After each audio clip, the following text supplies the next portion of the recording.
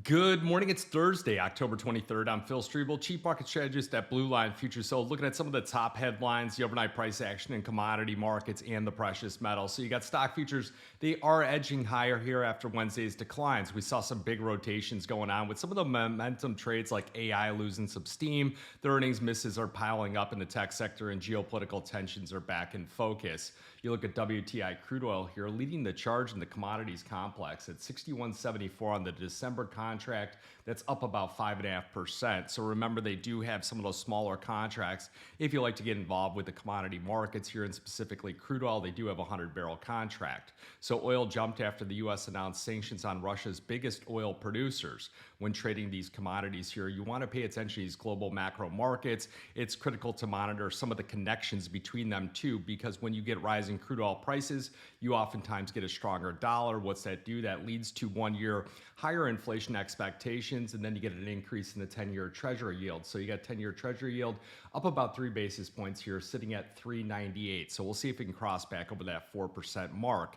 Looking at the equity indices, the S&P 500 and NASDAQ contracts, they are a little change here, slightly higher. You do have a lot of ebbs and flows going on with some of the earnings, with some of the tech, with how higher inflation expectations, with how higher energy costs here are going to drive some of these markets. You did have Tesla. Those shares, they are lower in the pre-market after the quarterly profit had plummeted. You got IBM also disappointing. We'll be watching Intel that is due to report after the close. Now you go back to the precious metals markets. You got platinum up about 3%, sitting at 1604. That's up $52. And really, platinum is what led the charge here yesterday, and it could have been front-running some of these news that these sanctions were going to be put in place here on Russia. So spot prices here in platinum in London, they surged by as much as 6.4% to 1646 an ounce. This was on Wednesday here. It was the biggest jump since 2020. So the benchmark spot contract hit a 53.45 per ounce premium over the futures, and that's up $28 on Tuesday. So that suggests that there's a bit of a scramble going on to obtain some of the physical metal, and platinum is tightening heavily with dislocations now pushing to extremes, echoing some of those fears here of a silver type squeeze moment. So what we'll want to do here is I'll go back on the Bloomberg terminal, and what I'll do is I'll look at where like those spot prices are at. Then I'll look at the leasing rates for platinum, and we'll see if we get any kind of explosive move higher here. So I might be looking at some call spreads for some clients. Not a recommendation here out to the public in that platinum market.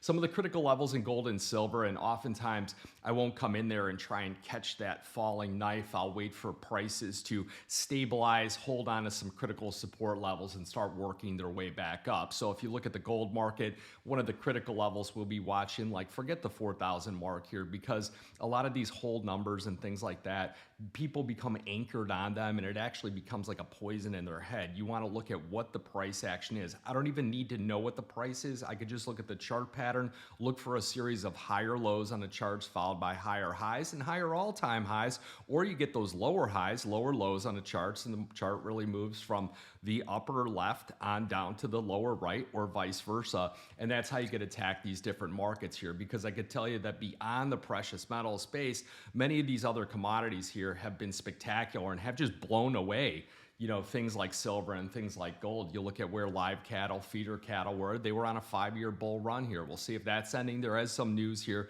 with Trump trying to work with some of these cattle ranchers to get some of those beef prices down. So we'll see if there's any kind of topping action here in those cattle markets.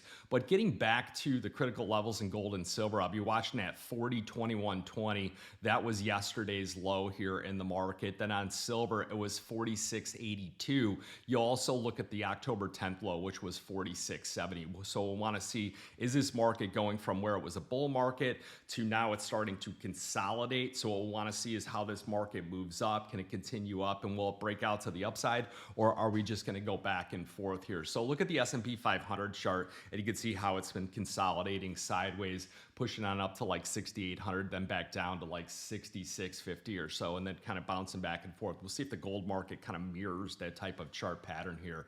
So getting back to some sectors in focus, you're going to have those energy stocks. They're likely to be active here as oil jumps after the U.S. announced those sanctions on Russia's biggest producers here. You'll also have, and this is the reason why the Russell 2000 is up probably about 0.5% right now, given these higher energy costs, given the higher inflation expectations, it's really that you're starting to get some of these quantum computing companies, some of these small caps here, they're in focus after the Wall Street Journal reported that firms are in talks to give the Commerce Department equity stakes in exchange for federal funding.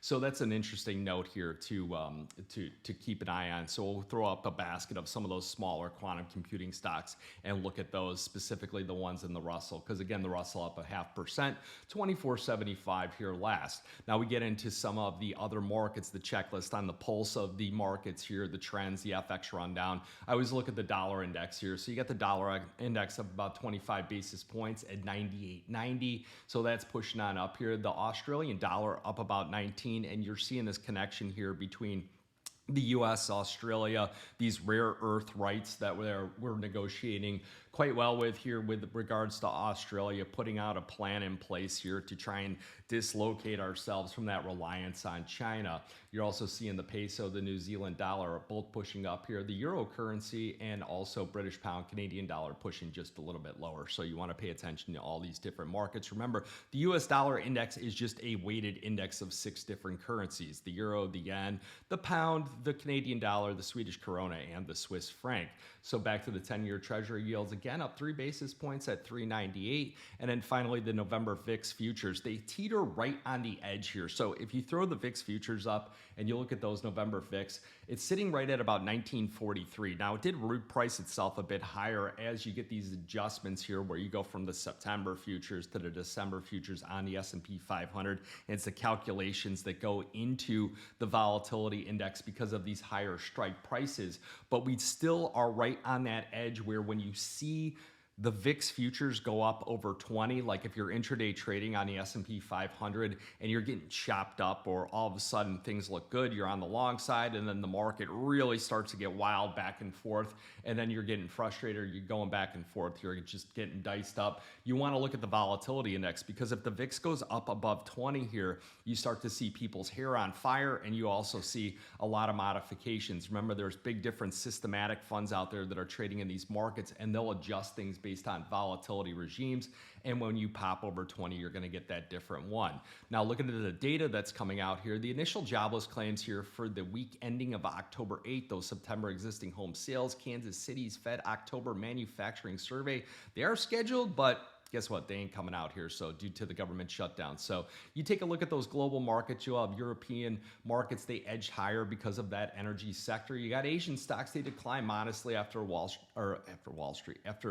the White House announced it's considering curbs on China that would purchase a wide swath. Wait, what are they saying over here? So this story is a little bit messed up here. So basically, they're just saying that Asian stocks, they were declining because of the fact that the White House said that they were going to throw some curbs on purchases of some critical software. That was when we saw the U.S. equities in the tech sector really sell off here yesterday. Then the MSCI Asia Pacific Index fell 0.3%. It's its third day of declines. Monday, it reached a record high. So a lot of people saying that we're in a bear market, things like that. You know, you really want to put yourself in check here and look at like where was the all-time high at. It was a couple days ago here. My suggestion here, not really a recommendation to the public. If you're going to start to look at attacking the downside, you want to have a plan in place. So you'll start to see either a series of lower highs on the chart, or if you're going to just pick the top in the market, you obviously want to have a stop above where the market's at because of the fact that we could continue to run higher here. And then if you look at things like the micro S&P, you do see that they do have put options there that are serial ones that go every single month, or you can do calculated put spreads. And that's oftentimes how I start when I'm looking for a change in direction on some of these different markets here. So looking at the market moving data, the earnings, the events coming out. As far as earnings, you're going to have Ford, Intel, Newmont later on today. We'll be watching Newmont because of the fact that it is one of those mining companies that we all enjoy. Looking at the earnings front here, so of the 112 S&P 500 companies that have reported so far, these these earnings. 85% have beat the analyst forecast. 14% have missed. So what are these markets thinking about the future interest rate cuts? You go to the CPI, you look at some of the insights with that. So we're going to have this CPI data come out here on Friday, and it's the September inflation data. It is expected to get this 3 handle cycling up to about 3.10%. So it's going to be over 3, but we expect that equity traders, they are likely to shrug off this evidence of this stubborn inflation on Friday's CPI report here. The market narrative is really dominated by the optimism that no matter what happens, the Federal Reserve is going to cut rates here next week. We are in the Fed's communication blackout period here till that day after the Fed meeting. And you look at the CME's Fed Watch tool, you do have a 96.7% chance of a 25 basis point interest rate cut. That has come down a little bit, and then the unchanged has risen up to 3.3%. It's because of the fact that you got energy, you got 10-year yields pushing on up a bit. So you look at the ETF flows, and it's really important if you're trading gold, silver, things like that. You see the ETFs, they sold 297,000 troy ounces of gold. It was the most in 5 months. So you do have some traders that are like, I don't want to be in this thing if it's going to break below 4,000. So they jumped out of the market here. And I think that that's what we saw. But gold, you still got this 18% total gold held by ETFs.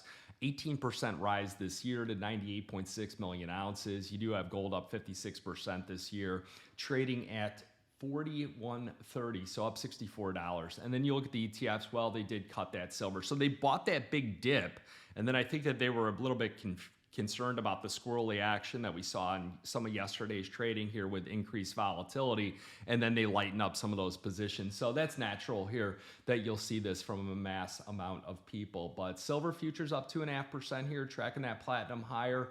Our metals fund here looks to be adding some platinum call spreads this morning, are attempting to do so. So you guys got any questions? You want to talk to me more?